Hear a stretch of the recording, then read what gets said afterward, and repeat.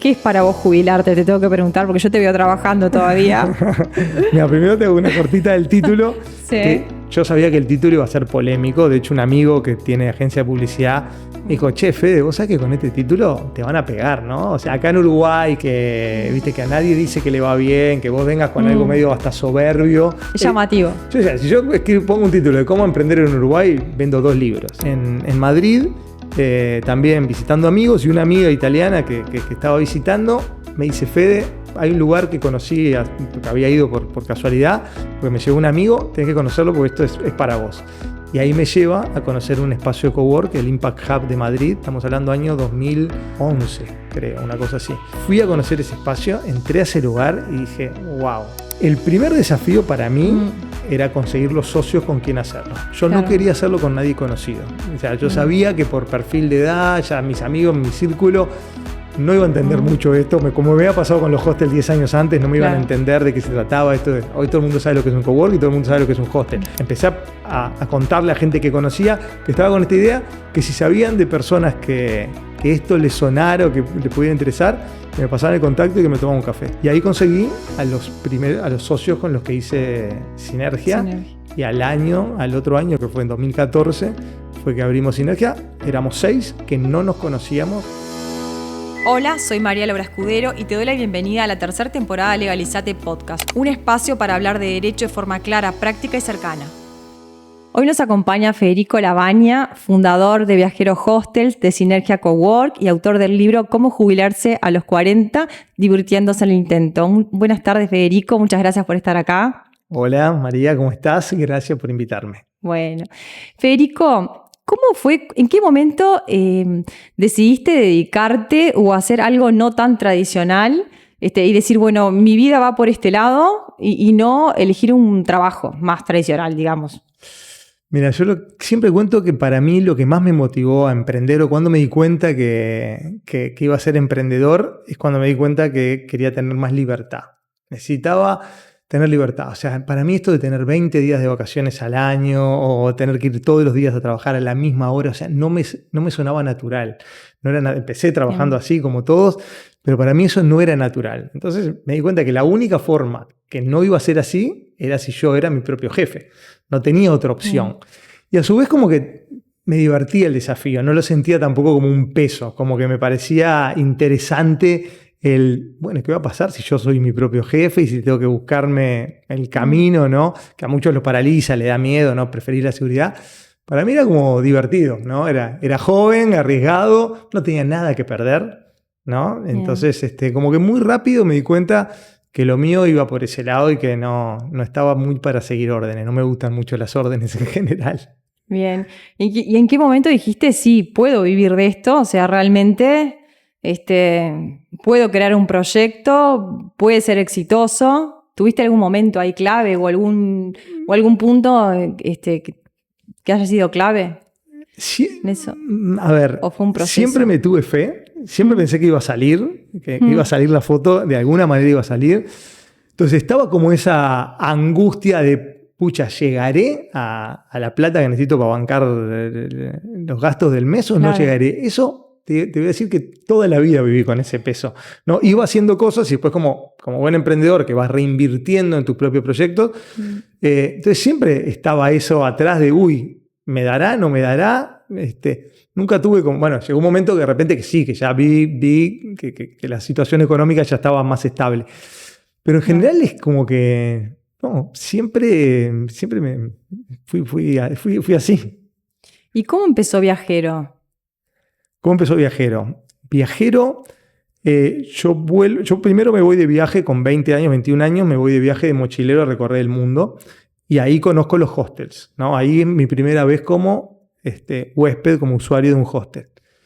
Después de eso vuelvo a Uruguay, armo otro proyecto, otro emprendimiento, que fue mi primer emprendimiento, que no tenía nada que ver con Viajero, era otra cosa. Después consigo una beca para irme a estudiar a España.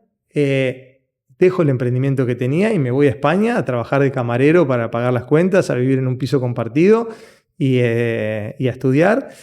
Y cuando vuelvo, ahí sí tenía como una sensación, bueno, necesito buscar un trabajo para vivir, de vuelta para pagar las cuentas, pero quiero hacer algo que tenga que ver con lo que me gusta, con lo que yo soy, digamos. Y a mí, ¿qué me gusta? Me gusta viajar.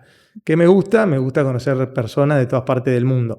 De hecho, cuando volví a Uruguay fue como angustiante, ¿no? Volver a un país donde éramos de vuelta los mismos, ir a los mismos bares, donde veía las mismas personas, tenía las mismas conversaciones. Yo venía a vivir en Madrid, donde salías cada noche y conocías gente de todas partes del mundo, tenías conversaciones interesantes en muchos idiomas, y de golpe era volver a esto.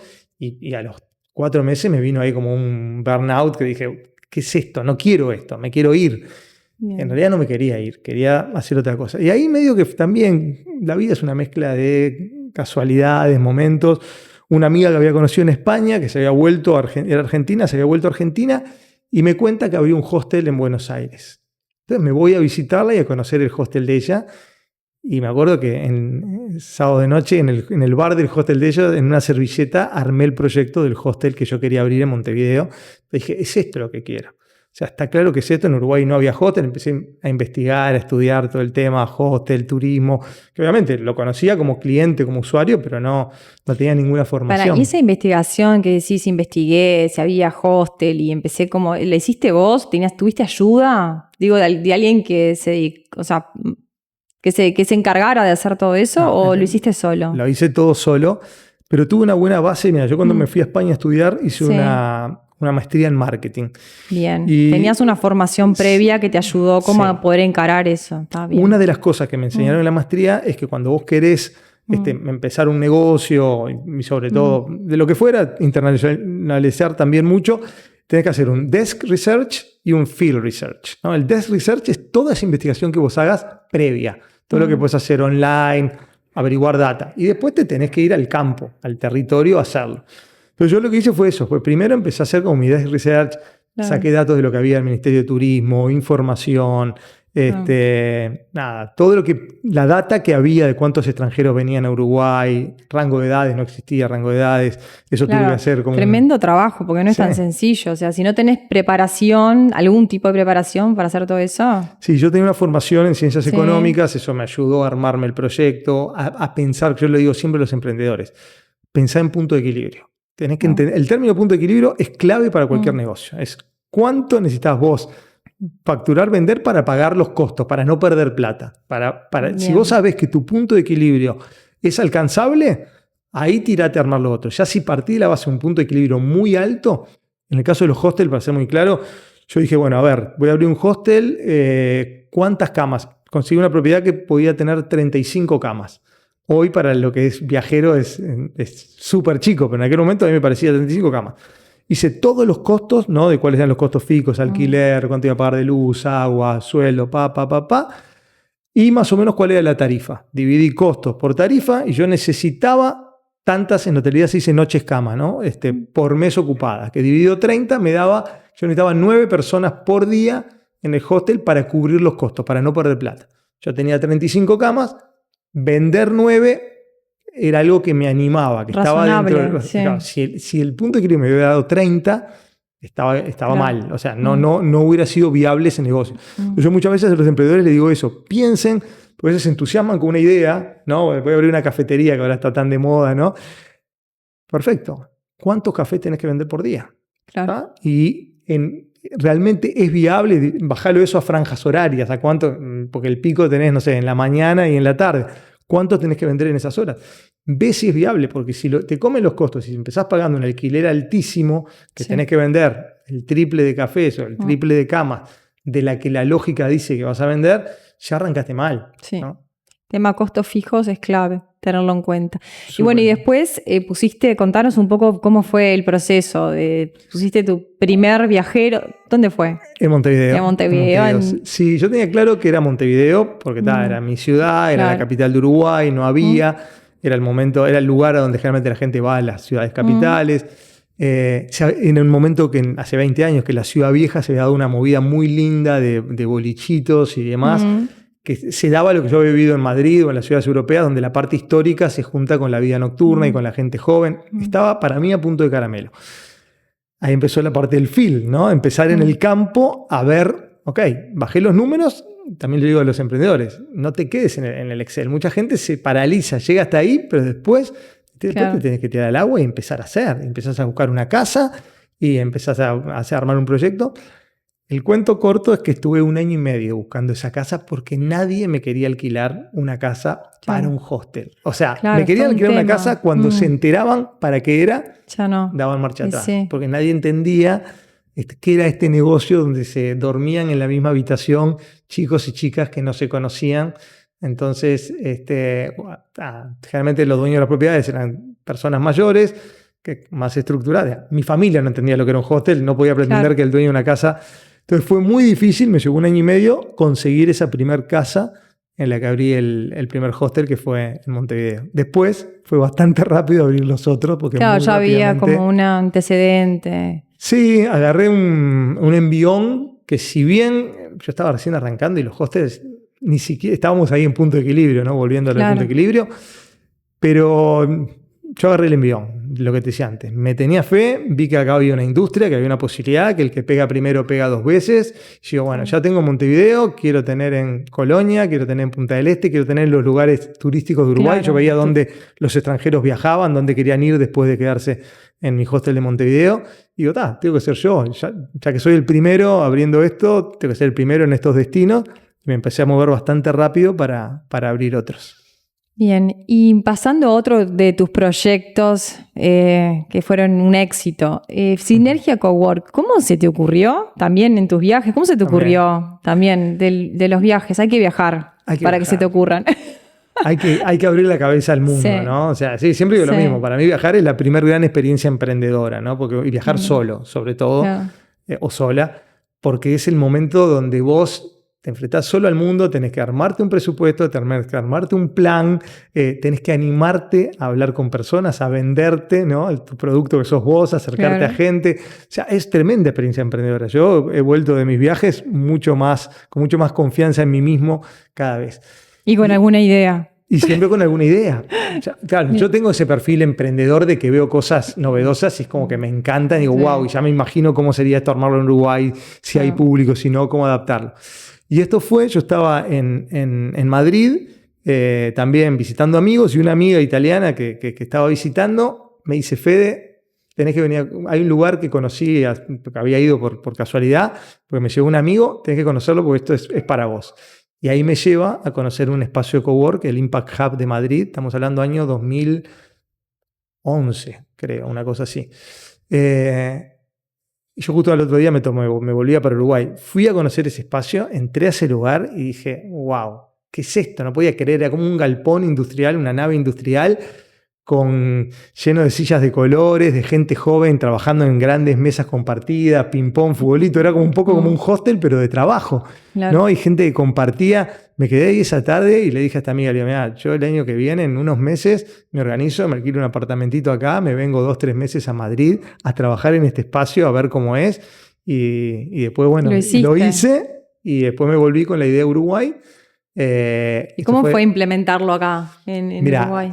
El primer desafío para mí era conseguir los socios con quien hacerlo. Yo no quería hacerlo con nadie conocido. O sea, yo sabía que por perfil de edad, ya mis amigos, mi círculo, no iba a entender mucho esto. Como me había pasado con los hostels 10 años antes, no me iban a entender de qué se trataba. Hoy todo el mundo sabe lo que es un cowork y todo el mundo sabe lo que es un hostel. Pero imagínate cuando la gente no entendía cómo trabajan juntos pero no se conocen y son emprendedores, pero si el otro te copia la idea y había como mucho prejuicio. Y yo digo, esto necesito hacerlo con gente más joven, ¿no? Que esté una década menos que yo y gente nueva. Y ahí lo que hice fue, durante 1 año, me junté a tomar café con gente que no conocía. O sea, empecé a contarle a gente que conocía, que estaba con esta idea, que si sabían de personas que esto les sonara o que les pudiera interesar, que me pasaran el contacto y que me tomaran un café. Y ahí conseguí a los socios con los que hice Sinergia. Y al otro año, que fue en 2014, fue que abrimos Sinergia. Éramos 6 que no nos conocíamos. Entre los 6 no nos conocíamos y algunos se conocían de antes, otros no. Y fue súper lindo y fue muy bueno para el proyecto, justamente esa sinergia entre personas con perfiles muy diferentes y que no nos conocíamos. También después, como todo, tuvo no sus problemas, porque supimos, yo 2 años y medio más tarde vendí mi parte de Sinergia y me fui. O sea que yo hace mucho que no soy parte de Sinergia y siempre lo aclaro porque Sinergia sigue y ha crecido mucho.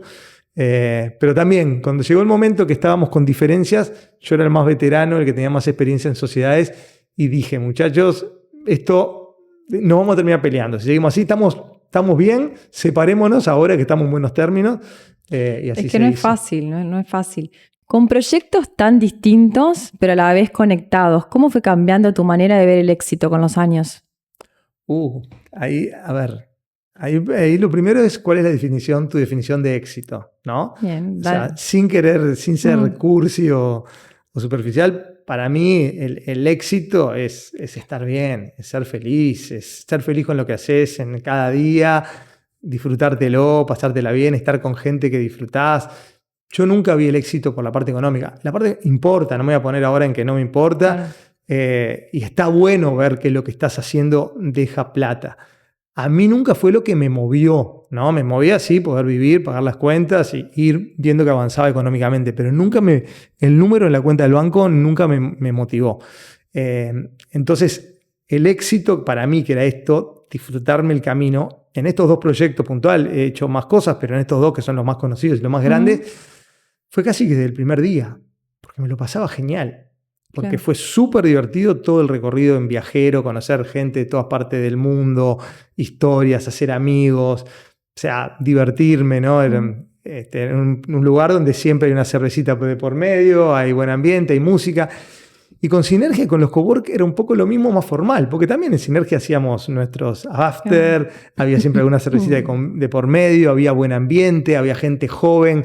Entonces era divertido. O sea, siempre he estado conociendo gente interesante, buena onda, en un ambiente descontracturado.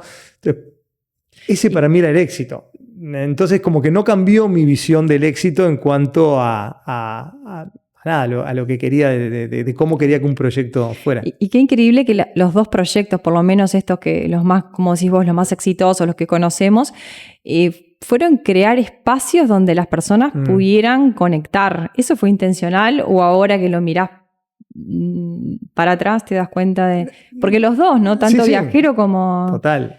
Como Sinergia son espacios donde la gente pueda conectar, ¿no?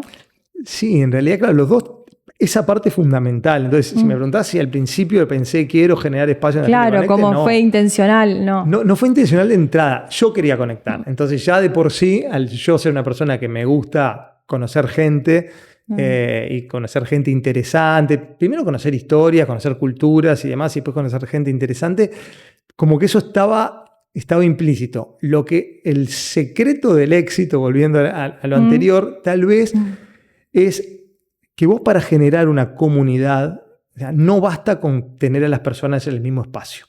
Vos tenés que hacer acciones para que esas personas interactúen.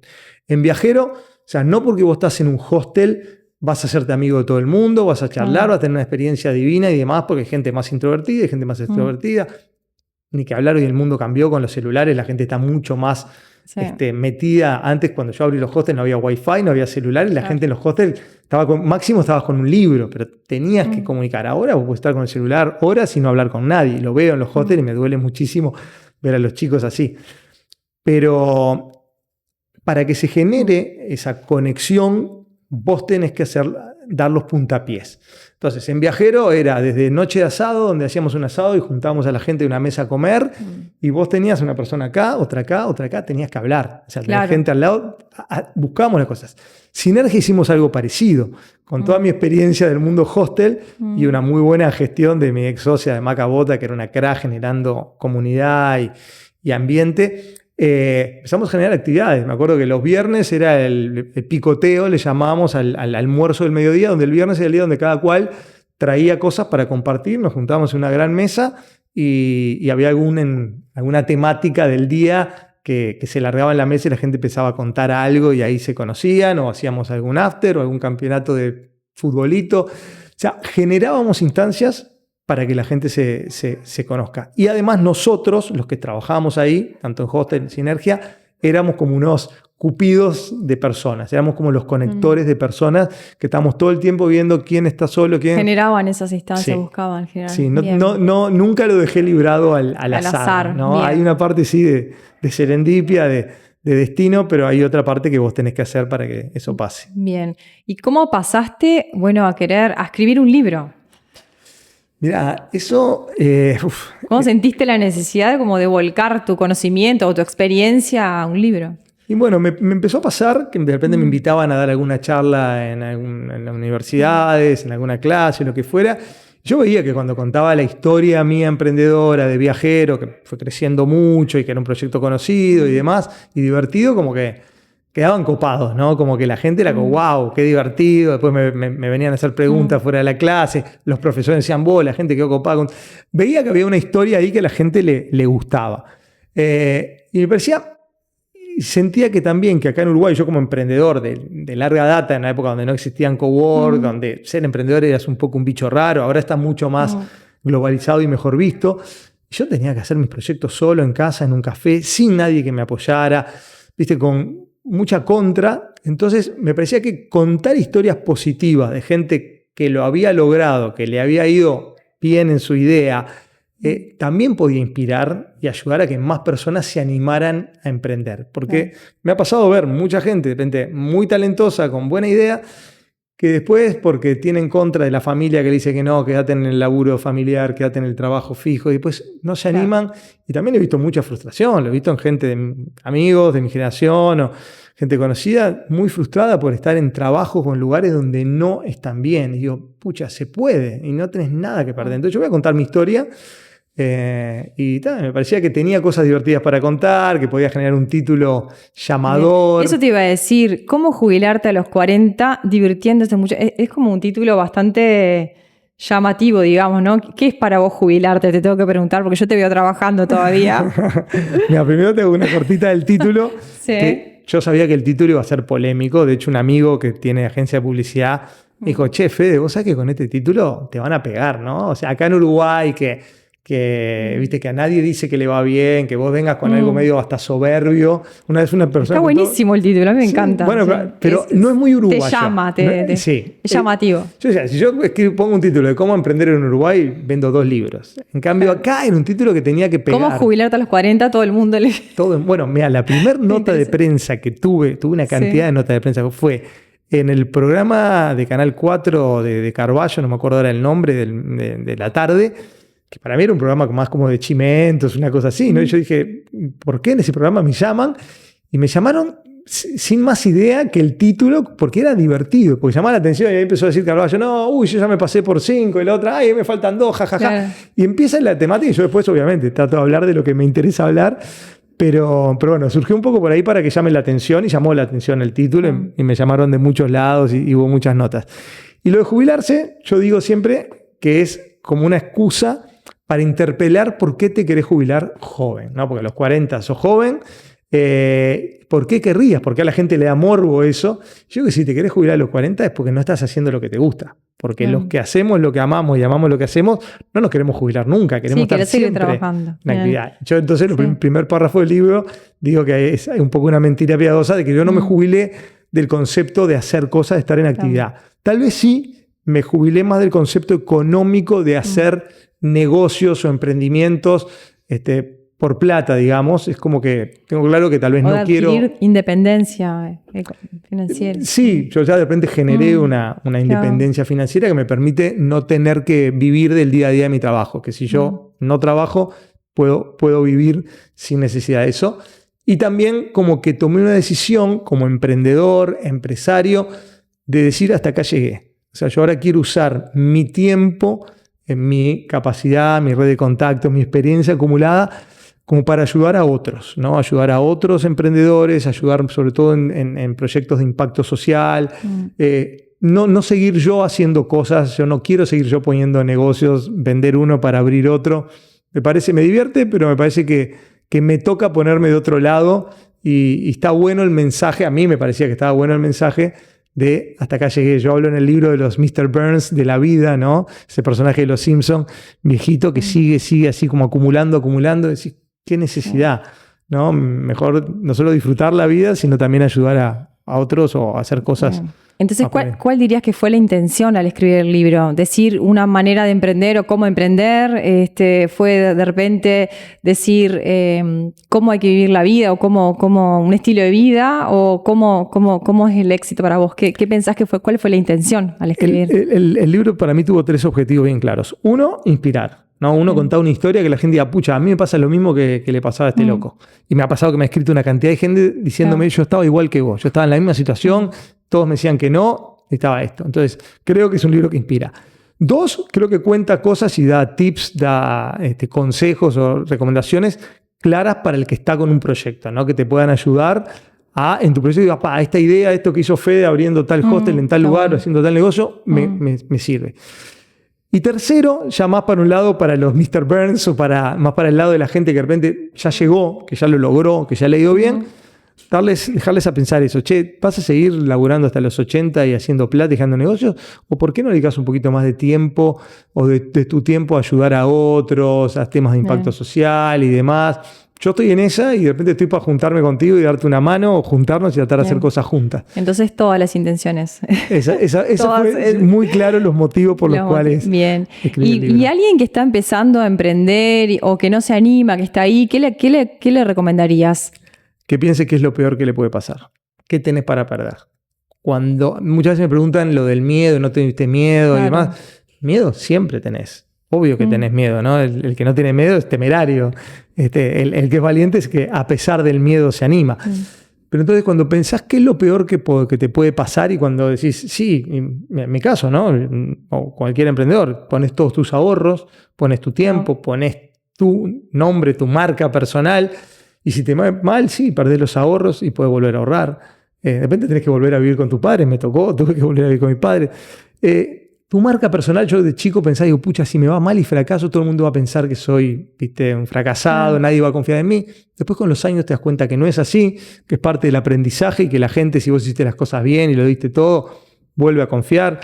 Entonces, cuando te das cuenta que el riesgo no es tan grande, y del otro lado, el no me animé, para mí el riesgo es enorme, porque te vas con una mochila hasta el día que vayas a hacer las cuentas con el de arriba, con una mochila que yo no la quería tener, ¿no? Yo no quería el día que esté arreglando cuentas con el arriba decir, pucha, ¿cómo hubiera sido mi vida si me hubiera animado? Yo no quería esa mochila. Para mí yo prefería la mochila de perder mis ahorros, de perder plata, volver a golpear la puerta de algún ex jefe a la otra.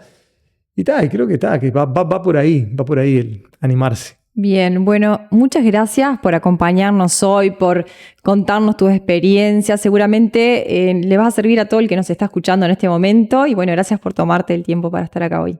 No, gracias a ti por la invitación. Yo feliz de contar un poco mi historia y si genero un granito de arena o alguna inspiración en alguien que se anime o lo que fuera, ya con eso se pagó todo el trabajo de escribir un libro y todo lo demás. Así que gracias, María. Gracias.